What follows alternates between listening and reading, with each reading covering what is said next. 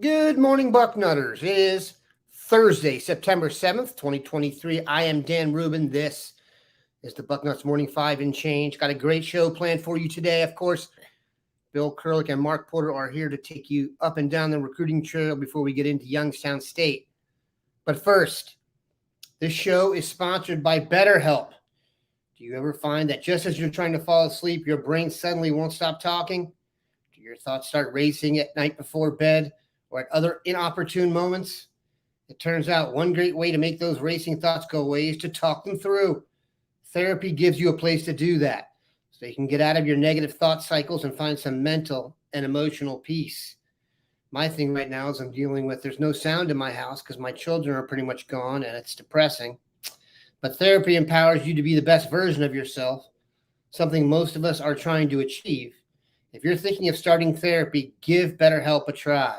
It's entirely online, designed to be convenient, flexible, and suited to your schedule. Just fill out a brief questionnaire to get matched with a licensed therapist and switch therapists anytime for no additional charge. Get a break from your thoughts with BetterHelp. Visit BetterHelp.com/Bucknuts today to get 10% off your first month. That's BetterHelp, HELP.com/Bucknuts. Very thrilled that they're a sponsor and hope some people are getting something out of that. We welcome in the boys, Mark and Bill, Mark Porter, Bill Kurelic. We are in your wheelhouse time, gentlemen. It is visit season. It is football season. It is, our time of year. Bill, I was saying to you before the show, this is the Youngstown State weekend is not the Penn State weekend when it comes to undecided recruits. But if you look at the guest list for this weekend in terms of guys we really think are coming to Ohio State, it is a collection of core dudes for the future that you're going to get to know very well. Why don't you let us know some of the guys that will be here? And there's even been a late addition of a name we need to know for sure. Yeah, I think maybe the key way to phrase it perhaps would be quality over quantity necessarily, although it's the home opener, so there's going to be a lot of kids there, and there will be quantity, but not to the extent of like Penn State, as you mentioned, Dan. Penn State, there's going to be, 60, 70 recruits in attendance, I'm sure. It's still well over a month out, and that list is still growing. But there won't be 70 recruits at Ohio Stadium this weekend, but there will be some really high-level talent. And starting with the non-committed guys that haven't made a college choice yet, you've got Dorian Brew, arguably the number one guy in the state of Ohio and one of the best in the Midwest for sure, one of the best in the country, defensive back from Clayton, Northmont. You've got Marquise Davis, who, we talked about a lot on Tuesday. And I saw him in person rush for, something like 337 yards last Friday night. Not a bad night. Marquise Davis is a great, great prospect. Maxwell Riley, who I talked to again last night, the offensive lineman from up in Mark's neck of the woods, Avon. He's looking forward. I think this will be his fourth Ohio State visit. He is absolutely one of the top 2026 offensive linemen in the Midwest, one of the best in Ohio.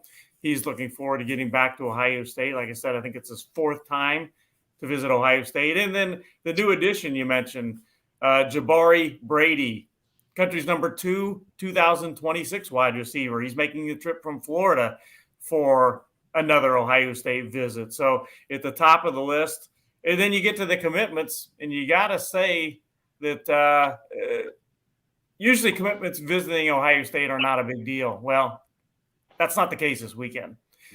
Jeremiah Smith, who likes to take visits, is going to be at Ohio State this weekend. He's just one of the commitments. Bryce West, Aaron Scott are going to be there. And Garrett Stover, who I'm going to see play in person on Friday night, will be there. Samuel Williams Dixon will be there. Kind of the list goes on. But Jeremiah Smith, even anytime you get him back on campus, it's huge. So those are some of the key names that are going to be in Ohio Stadium on Saturday. What names jump out to you from that list, Mark? Listening to the Ohioans, that sounds like just about everybody they's offered. Exactly. I mean, that's for the Youngstown State game. That's pretty strong. And it almost sounds like they're having like a little picnic or a party for those guys or something. Just hey, come on down and enjoy this. It might be a low key way to like get to know the guys a little better when it's not such a hyped up, over the top atmosphere. You might get a little more face time, but that's the who's who. By the way, Dan, I cannot forget Tavian St. Clair. I was about to ask at about Ohio that. Stadium on Saturday too. I believe he's planning to be at every home game this season, but he'll be there. Interestingly, he's going to be with his grandfather, and I think his uncle is coming with him this weekend. Yeah, Tavian, when I mentioned the list of people who will be impactful to the program, I mean, Tavian St. Clair, you can make the argument right now as one of the 3 or 4 most impactful guys you're going to have in the program going forward. So to have him here, have the great corner combo here of West and Scott. So very cool. And I don't think it's a bad idea to get the dudes all around Jeremiah Smith and kind of like quintuple team him and just kind of make sure he sees that a visit to Ohio State can match up to a visit to every other destination he's been to. And he's been to a few. And by the way, it may not be the biggest group, but still, there's a couple things going against Ohio State. Obviously, it's Youngstown State, and I don't want to put down the Fighting Penguins, but that's not exactly like playing Michigan at home. And the second thing is it's a noon kickoff. Noon kickoffs are hard to get to for a lot of kids. If you're an out-of-state kid, if you're playing high school football on Friday night in Texas, for instance, not easy to get to Ohio State in time for a noon kickoff and make the weekend worthwhile. So that is against Ohio State too. Remember how Urban Meyer used to love the night games for recruiting weekends? That wasn't only because of the atmosphere at night. That was also because it's later and it's easier to get to if you're a high school player when the game's at night, or at least 3:30. Especially when you're not coming from within the state. We all know what Herb did for out-of-state recruiting. All right, we're going to split this one up. Billy, take the first. Mark, you'll take the back end. Mika Hanna is wanting us to answer some questions. He's being a little bit impatient, so I thought we'd get rolling here. William, does Ernest Willor have a visit scheduled yet, and who are we looking at for safety? Mika, right on time with that question because I just talked to Ernest Willor yesterday. He does not have a visit scheduled yet to Ohio State. He told me yesterday that he is still wanting to get that scheduled. Doesn't know when it would be, but right now it is not scheduled yet. Who are they looking at for safety still? Safety-wise, to me, the biggest name right now is Tarian Nichols. And we talked about him, I think, on Tuesday, if I remember right. I know I wrote about him earlier this week, but Tarian Nichols has moved this season from cornerback to safety. Now, that is not all as a showcase, so to speak, for safety in college. Part of the reason is Mark and I have talked about this ad nauseum. If you're a cornerback, what do people do to you if you're a great player? They just throw the other way. So one of the things Callie Jones, the head coach at Withrow, did was he moved Tarian Nichols, a safety, so they can't throw away from him as much. He can be in the traffic, so to speak, a lot more. So he's moved to safety. Also, another reason is because he's getting bigger. A year ago, he was probably 5'10", 5'11", maybe or so, 175, 180 pounds. Right now, Coach Jones told me that he is close to 6'1" and 193 pounds. That's safety size. Now, he is still committed to Michigan State, or I should say Kentucky.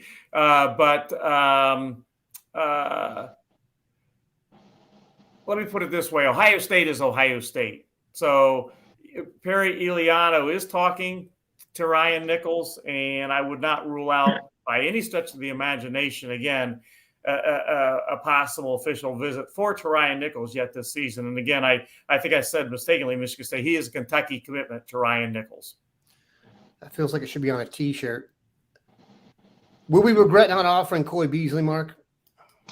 There's always 5 or 10 players in Ohio we regret, not being able to get. But if you look at it and what position he plays, he's more of a corner, okay, than a safety, I believe. I don't think he has the size yet to play safety. And he's an outstanding speed receiver. I know Coy Beasley is one of the faster players in the class. If you look at the receivers Hartline's bringing in, he's not nearly as polished or as good as those guys on offense yet, but I think he could be. I think he's got the talent, and maybe there's development there, but I think they're probably pretty happy with that side. So on defense, if he's not going to be a safety and he's going to be considered more of a corner, the corners, hey, we got the best in Ohio here. I mean, Bryce West and Aaron Scott, how many more? We got a couple more from Texas. So I don't know if he fits in there, but yeah, he's one of those players like Drew Aller that we may see playing somewhere else in 2 or 3 years and say, oh boy, he looks pretty good out there. And that's the reality of being Ohio State for the good and the bad, that you can't take all of them. And I think if there was a short list, that's a name that's on it. If there's a list in the locker room at Ohio State says these 5 or 6 guys in Ohio we wish we could have got, or if things gone differently, they were, 50-50s and we picked the other. He's one of the names. But, yeah, I don't think right now, he's the guy. Dan, you mentioned you brought this up, Dan, with the overview of safeties. I should also mention I talked to Reggie Powers again last night, the safety from Centerville. He's having a really good start to his senior season, an excellent start. He's been outstanding so far. He is not. He is one of the reasons when I said Ryan Nichols, I said Michigan State. Reggie Powers is the Michigan State commitment. And he is still committed to Michigan State. There is some contact between him and Ohio State. Tim Hinton, who is a program assistant and works really hard with recruiting the kids in Ohio, has had some contact with Reggie Powers, not to the extent that the Buckeyes and Perry Eliano have been in contact with Ryan Nichols, but there has been some contact, and Reggie Powers remains committed to Michigan State. But he is getting some play from other schools. I mentioned Ohio State has had a little bit of contact with him. He was supposed to speak, I believe, with UCLA today. Pitt has been in contact. So Reggie Powers, while he is still committed to Michigan State, he is getting some play. UC is another one, Cincinnati, for Reggie Powers from other schools. Okay, we'll take a quick break. I'm going to read an ad here, and then we got some great questions and some high school preview and all that great stuff. So I want to let everybody know that our next partner to talk about today is AG1, the daily foundational nutritional supplement that supports whole body health. My wife has started doing this and is just cannot speak more highly of it and how it makes you feel. AG1 is a foundational nutrition supplement that delivers comprehensive nutrients to support whole body health. AG1 is raising the standard for quality in the supplement category. It replaces your multivitamin, probiotic, and more in one simple, drinkable habit, creating a manageable daily habit. That is really the key to this thing, is the ease of use. It's a one-time deal every day, every morning, or however when you do it. All great athletes have one thing in common. They take care of their bodies, and a huge part of that starts with optimizing whole body health. If a comprehensive solution is what you need from your supplement routine, then try AG1 and get a free one-year supply of vitamin D and 5 free AG1 travel packs with your first purchase. Go to drinkag1.com/Bucknuts. That's drinkag1.com/Bucknuts. Check it out. And for those of you watching, you can see it on the banner below. It will run throughout the show. And that's actually a pretty good deal. You get a lot of free stuff there. Bill, where will you be headed this weekend and why? I think you already told us that, but a little bit more on the guy. Yep. Going to be headed not too far up the road. It's kind of hard for me to Garrett Stover plays for Sunbury Big Walnut, and that is literally almost a stone's throw up the road for me when he plays at home, probably about 8 miles away from my house is his high school. He's not playing at home this weekend, but he's not playing that much farther. He's playing about 11 miles from my house. He's playing up at Delaware Hayes. It's Big Walnut at Delaware Hayes. Big Walnut's off to a little bit of a slow start. They're 1-2 this year. I think they finished, I don't know, something like 9-2 or 8, something like that last year. They had a really good season. They did well, did some damage a little bit in the playoffs. They have a slow start a little bit this season. They are 1-2 right now, and they're playing at Delaware Hayes, who is 3-0 on Friday night. So I'll be there to see Garrett Stover. And by the way, he is playing. Last season, he played kind of as a more as a safety, and then moved up in the box some. And then he played slot back on offense quite a bit. This year, he's playing a little bit differently. He's playing middle linebacker this year for Big Walnut, which makes sense. And he's playing running back for Big Walnut. So I'll see him at those two positions on Friday night. You know, I still think he's going to be a linebacker at Ohio State, even though originally they recruited him as a hybrid linebacker safety type guy. I still think he's going to end up as a linebacker. Much like his cousin Cade Stover, he's used all over the field and as a werewolf in the middle of the defense. By the way, if you've not seen Cade Stover's interview from yesterday at practice, I really encourage you to do so, especially the end when he has a comment for all message board users. I'm telling you, man, you get into a dark alley, one of the guys you would want on your back is Cade Stover. I'll just say that. I don't know how he blocks or whatever that stuff, but in terms of man's man, tough guy, he's on the list. Mark, your sojourn through the state continues. Where will you be? I am going to go check Villa Angela St. Joe's, try to check on Bo Jackson. And they're playing over in the Euclid area against Kenston, Chagrin Falls, kind of. That's up in that area. And then right next door to them is Euclid. And Euclid is playing Shaker Heights, which means we're going to see, what's his name again? The Heisman son, the safety at Shaker Heights. McNutt. There you go. Drawing a blank. So got 2 Ohio State guys on the roster, but there's a lot of other kids on those teams that I need to scout, but the feature performers were, you know, the guys we're going to care about. And much like last week, I go to see Springfield for Aaron Scott, and he's the featured performer, and I have 3 clips of him backpedaling. Yeah. So, yeah, this should be a little more exciting this week as far as the featured performers go. Yeah, we've talked about that a lot, in that you're certainly not you're not hiding from anyone when you're an Ohio State commitment, and they are going to go away from you if you're a corner. They're going to run away from you if you're a defensive end. They're going to double team you if you're a receiver. So it's not coincidence or a mystery that other guys tend to emerge next to big-time Ohio State recruits or recruits of that nature, because even if I was coaching high school football, I could look at the roster and be like, we need to stop that guy. Let's focus on him. All right. Dan, think about the corners in Ohio for a 2-year span. It's pretty remarkable. You got Aaron Scott and Bryce West for 2024. And for 2025, you've got Dorian Brew and Trey McNutt. I mean, it's incredible. That's pretty remarkable to have 4 corners in 2 years in the state of Ohio of that caliber. I mean, we're talking about 4 elite cornerbacks in Ohio in consecutive classes. I mean, I'd have to go back and go ahead.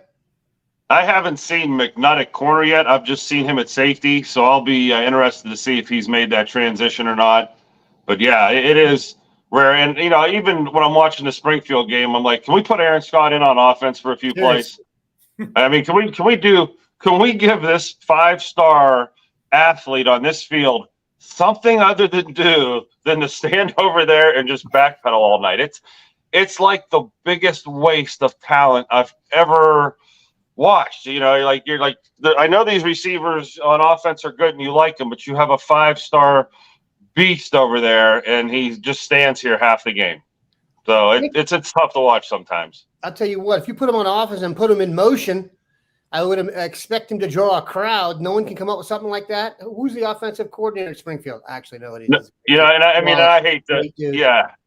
And I hate to criticize coaches and what they do, and everyone skins a cat differently, but Yeah, when you go watch corners over and over again, and you say, "Geez, just get this kid the ball a couple times a game, a series or two, a package, something where you feel like you're getting the most out of them." If I'm a high school coach and I have a player like that, I don't want his career to be one of those careers. Well, yeah, I never really maxed them out. I never really I never really took the Ferrari out of the garage. I just kind of left it in there and didn't take it for a spin around the neighborhood to show everybody how cool it was. So that kind of rings true to me when I see some of these one-way only players in high school, and that's the trend, one-way only. I wonder if that's going to be affected by a young man named Travis Hunter at Colorado, who put on an absolute show over the weekend for the Buffs, but I digress. Larry Ventresco asks a very important question. Good morning, Bucknutters. I noticed during the Indiana game that Travion Henderson and Marvin Harrison Jr. had their mouth guards out when they weren't getting the ball. Doesn't this tip off the defense? I would have to go back and look at the tape to know that. But here is my pet peeve with football. Either require them to put the mouthpiece in or don't make them wear the mouthpiece. Wide receivers standing out with their mouthpieces dangling at the bottom. What is the point of the mouthpiece? That used to be a penalty. In Pee Wee, that's the last thing we would lose games because you'd have 2 mouthpiece penalties. Why? It looks ridiculous to have the mouthpiece dangling. Now, I know this means absolutely nothing in the grand scheme of things, but it's a pet peeve of mine. Do you think it's a tip-off? Go ahead. I'm going to digress. Yeah, I don't know if it's a tip-off. Now that you've said it, and if it ever got back to the team, everyone would have mouthpiece. It's a real easy fix if it is a tip-off. I just watched Wayne against St. V's, and Wayne gets down to the 5-yard line, and they're ready to kick a field goal, and the field goal kicker comes out, and the ref blows the whistle, says, mouthpiece not in, and everyone looks at the kicker. You got to go out for a play. You don't have your mouthpiece in. So they brought in a left guard, a JV kicker, and he shanks it off to the left. So, the rule of having your mouthpiece in high school, I just watched go sideways, but boy, there's a lot of other things out there on the football field that are tip-offs other than mouthpieces. And yeah, that's, I'm not, if I'm a player, I'm only putting it in when I'm getting the ball, like not when I'm blocking or taking other hits. And the mouthpiece is more about concussions than losing your teeth, so your mouth doesn't clamp down and, so you're at risk. I think every player should have a mouthpiece in. I agree. I wore the Walter Payton one, man, with the big old wrap around there. I had braces at half the time I was playing football. Who wanted to deal with all that crap? I don't understand it. It doesn't make you look cool. I don't get it. Don't make them wear it then. It's like knee pads. Look at the NFL in the corners. They don't wear knee pads. They take the fine. I'm not doing complaints about the D-line. We just played Indiana, who literally their only goal in the game was not to get blown out, and they did not throw the ball downfield but once or twice.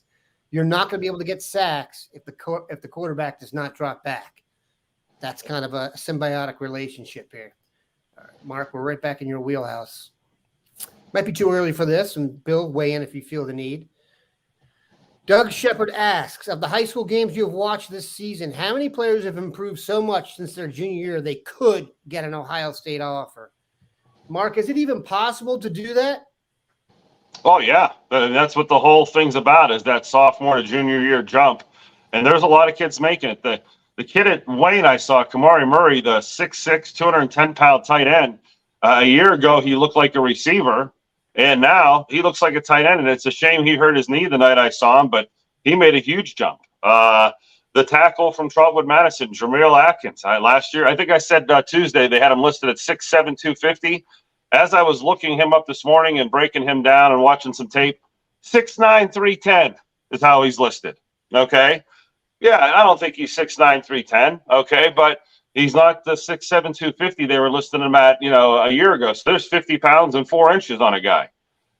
So that's all I'm doing. Aaron Scott was a 6-foot corner. Was a 6'1". Now he's a 6'2", maybe 6'3" corner. Every time I see him, he looks longer and longer. That's all part of the development process, the growing, and as long as you're not losing speed and quickness while you're growing, it's all positive. It's net gain. So the player I'm interested tonight is the Dominique Kirks. When I go see Villa Angela St. Joe's, people have asked me about him. Has he made that jump?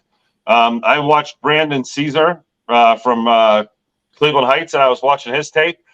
his jump, I think, is in his body. He looked a lot longer to me. He looked like he stretched out on film.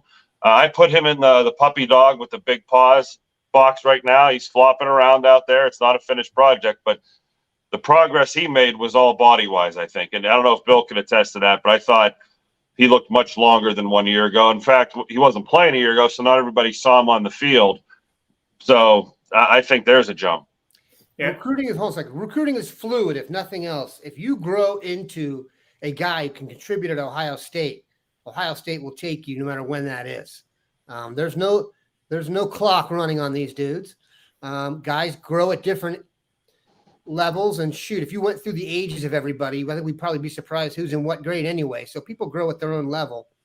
And let me tell you something. The art of recruiting is certainly being able to go and find those guys this year and not be so close-minded that you can't see an emerging player, especially in the state. Go ahead, Bill. Yeah, this is the time now to look for those kids, to start getting those offers. Mark mentioned Brandon Caesar. I saw him in person last weekend, and my goodness, he really passes the look test. He is a good-looking kid. You know, he's I think a legitimate 6'4" to 6'5". Anything but sloppy. And he's a kid that Larry Johnson watched his entire first 2 games of this season and then offered him a scholarship.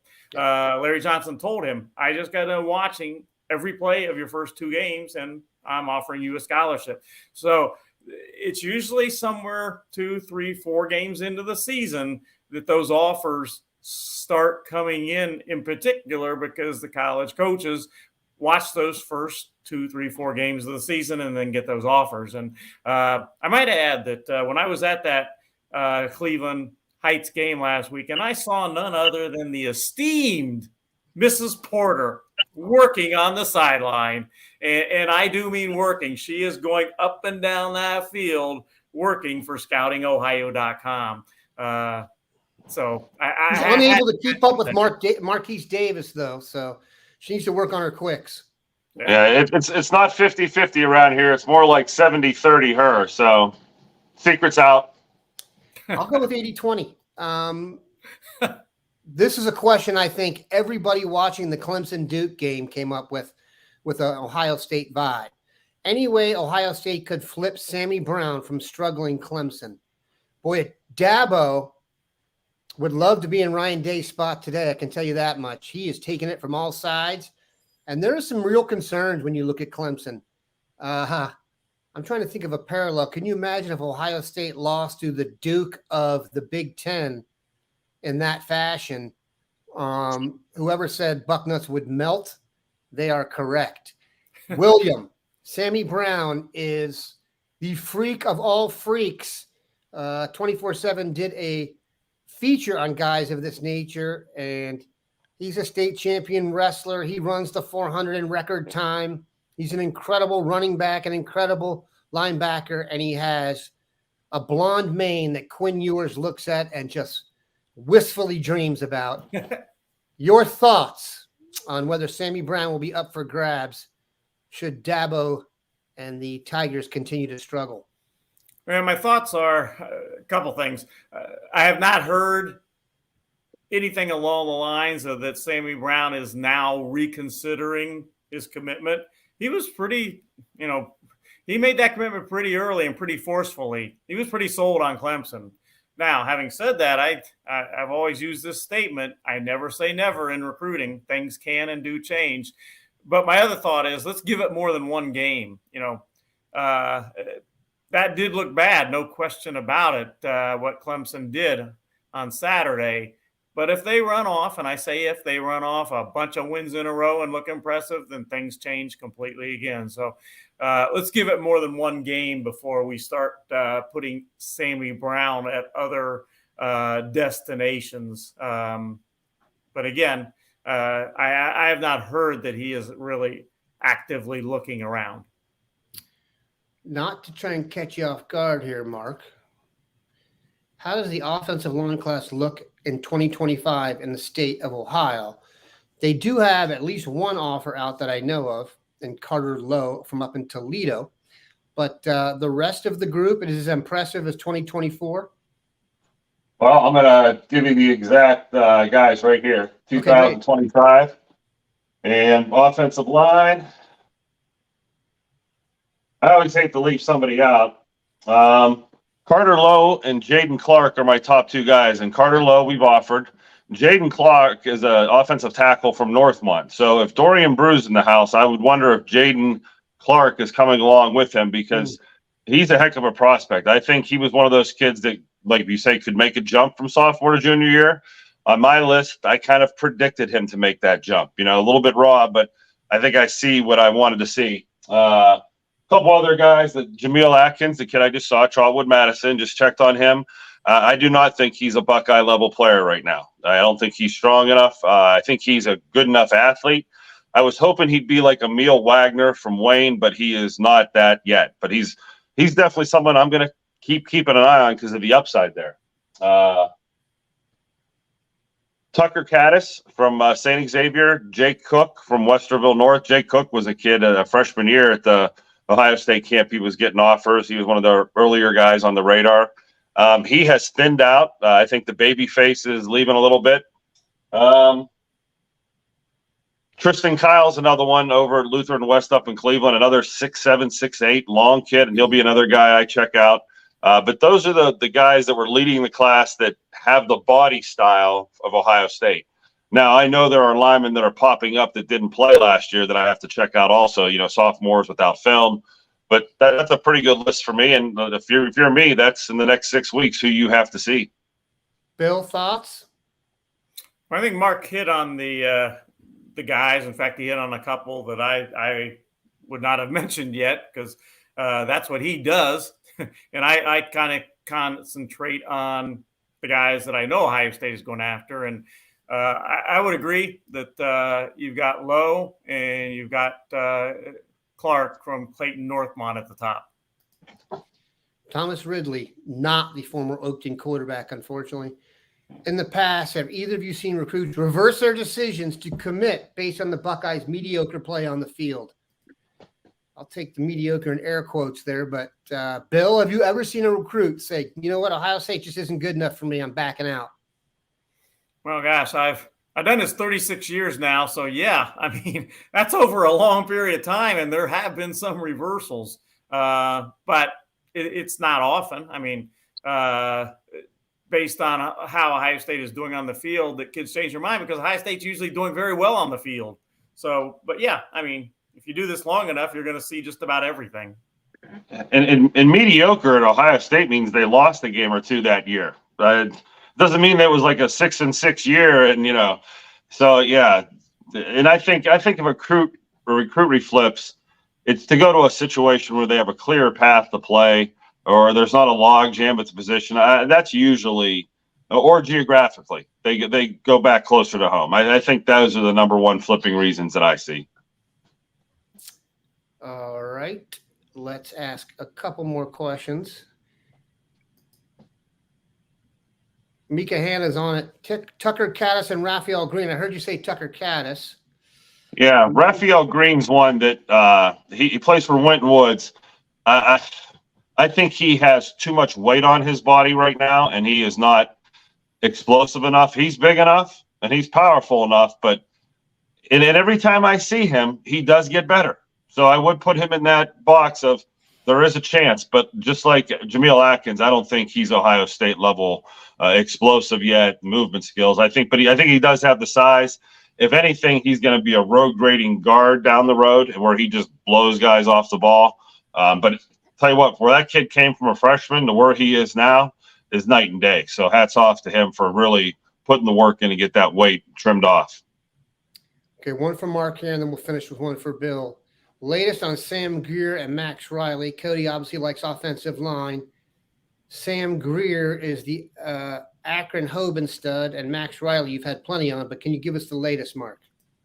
Yeah, actually, I should have said after I get done Friday night, Saturday afternoon at noon is Akron East versus Archbishop Hoban, so I'll be there to see Sam Greer. So we'll have healthy tape on him and a big update. So there's going to be so many kids for Hoban we're covering with Peyton Cook, the receiver. There's a lot of stones I got to flip for that game. And of course, I talked about Caddis earlier. He's a guy I'll be going to see.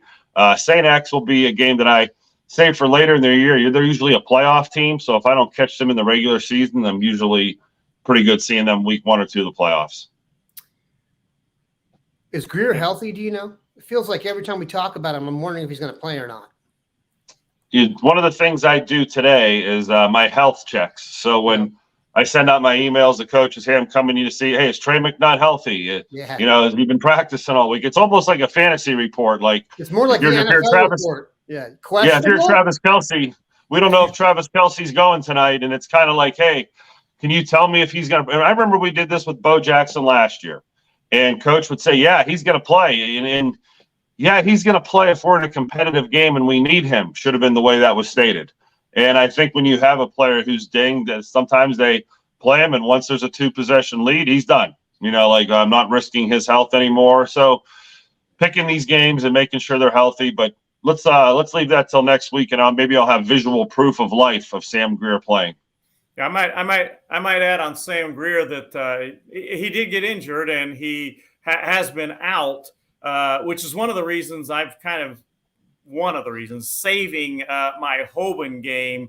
Hoban plays Lakewood St. Edwards in a few weeks.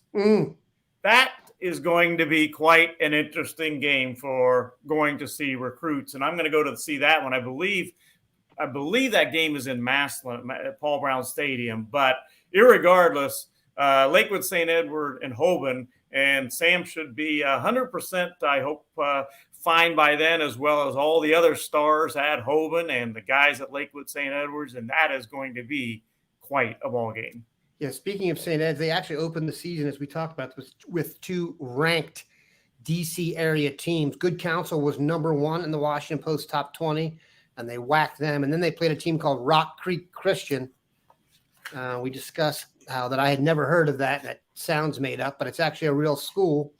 They're now ranked 17th in the Washington Post, and when you read the little blurb, it's like the second of 2 local teams to get pummeled by Ohio Power St. Edward. So that game, by the way, the Hoban game against St. Edwards is, I just checked, October 20th, Friday night, October 20th.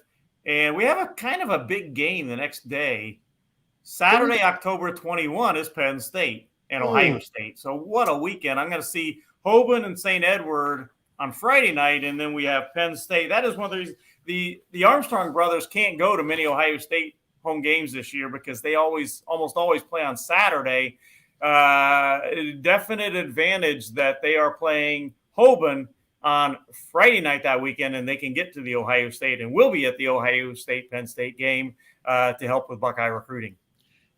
And that makes serious sense because those are 2 of the greatest ambassadors we've had to commit and then just be all about it. And you know what? Entertaining Twitter, I might add. Some guys have been supporting the program. Those guys have supported it and are actually clever. Mika Hanna, last question, Bill. Will we finish every show with this question? Who the heck knows? Update on Marquise Lightfoot. He is committed to Miami. Update on Dylan Stewart. He is committed to South Carolina. The floor is yours.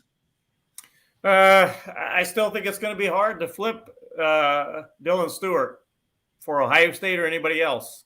I think getting him away from South Carolina, again, I never like to say never in recruiting, but I still think that's going to be a hard one.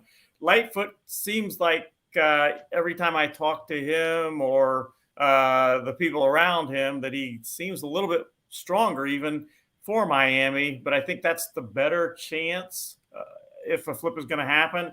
He has talked about coming up to or out to Columbus for the Ohio State-Penn State game.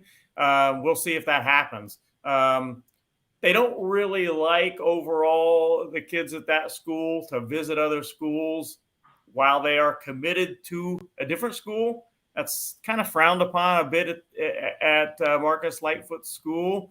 In fact, I've been told by one person that they really, if he were decommit from Miami, then sure, go ahead and visit other schools. but that's not the way they usually handle things at Marcus Lightfoot School. So we will see what happens if he actually gets out here for the Ohio State-Penn State game. That leads me to think that if we see him on campus, it could be the first of several visits, and one might be to his dorm room. But I digress. We will stay in touch with these guys all weekend. Keep it locked in here. We've got plenty of content coming over the next few days, and then these guys will be out on the road. Let's get out on this. Both of you, we'll start doing this each week. Give me a score prediction for Ohio State hosting the Fighting Penguins of Youngstown State. Mark, you're first. 35-10. Okay. Pretty simple. Yeah, make you do your work. 3-4 touchdowns in the first half, a couple in the second half. I'm going to make a prediction. We only score 35 points. The site won't melt, but it'll get those edges, crispy edges. Go ahead, Bill.